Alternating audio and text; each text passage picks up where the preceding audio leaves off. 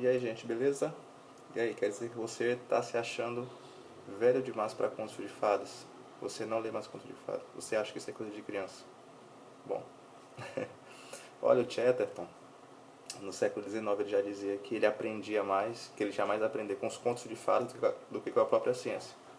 Bem, dependendo do tipo de conhecimento que você quer ter, talvez ele tenha razão, hein? Os contos de fadas ensinam bastante coisa pra gente. Eu vim trazer um livro para vocês hoje, esse aqui, ó, Contos de Fadas. Ele é uma coletânea de contos da editora Zahar, que reuniu vários dos principais contos, né, que a gente ouviu durante a nossa infância, né, e que os seus pais ouviram durante a infância, que os seus avós ouviram durante a infância. São contos que vêm aí, tem seu primeiro registro talvez lá para o século XVI. E é bem interessante essa versão, ela vem com uma apresentação da Ana Maria Machado, que ela explica um pouco, né, dessa questão da origem desses contos. E ela diz que esses contos, na verdade, eles têm uma origem na tradição oral, né?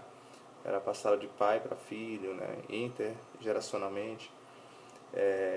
Mas aí, a partir do século XVI, alguns escritores, né, como por exemplo Perrault, os irmãos Grimm, começaram a escrever esses contos, pegar esses contos, né, que eram passados oralmente, começaram a escrever esses contos, né?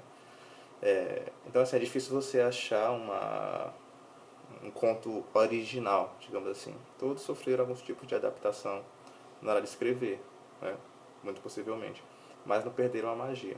E o interessante também que ela observa nessa apresentação é que os contos de fadas, apesar do nome Contos de Fadas, não necessariamente aborda a questão de fadas, né? Em alguns contos você não tem fadas, né?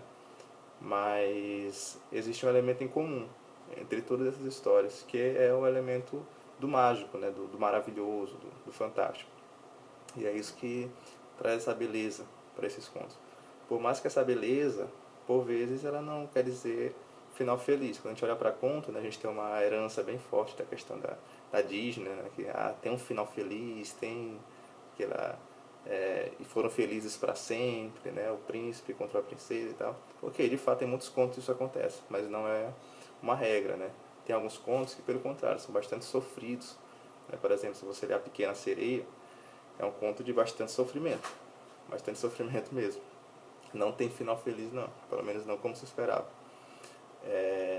Já outros sim, já outros têm aquele final mais foram felizes para sempre, né? E se casaram, ficaram ricos e foram felizes para sempre. Então, assim, existem vários tipos de contos. E alguns deles até muito semelhantes entre si. Eu não conhecia um conto chamado Pequeno Polegar, por exemplo. Mas eu fiquei espantado com a semelhança que ele tem com João e Maria. Muito parecido. O Pequeno Polegar e João e Maria. A estrutura da história em si muito parecida. Muda os personagens, é claro, muda um pouco lá do cenário. Mas o esquema é o mesmo. A história é o mesmo. E isso faz com que autores defendam uma questão do elemento mítico, né? Que existe nos contos de fadas. Porque se você for perceber na mitologia do mundo inteiro, de várias culturas, de várias épocas, você vai ver muitos pontos em comum entre os mitos, né?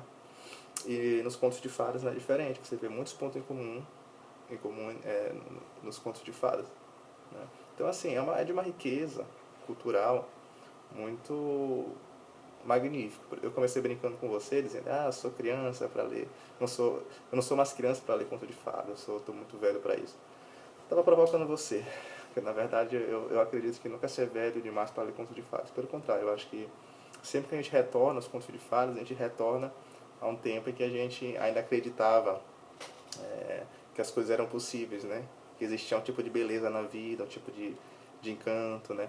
Ainda que não um encanto necessariamente mágico, mas pela própria vida, né?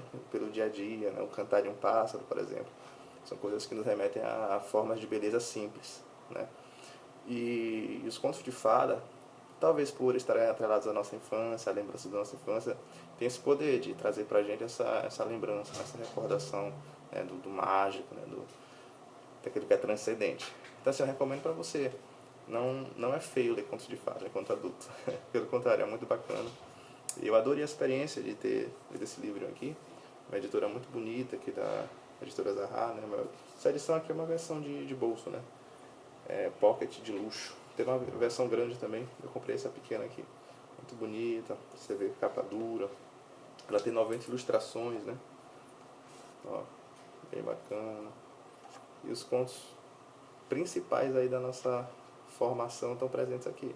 Então, se você quiser de repente comprar para você ler, compre. Se quiser presentear seu filho, compre. Isso aqui não tem faixa etária, é para crianças de todas as idades. Então é isso, gente. Valeu pela audiência aí. Curtam o vídeo, se inscrevam no canal e valeu!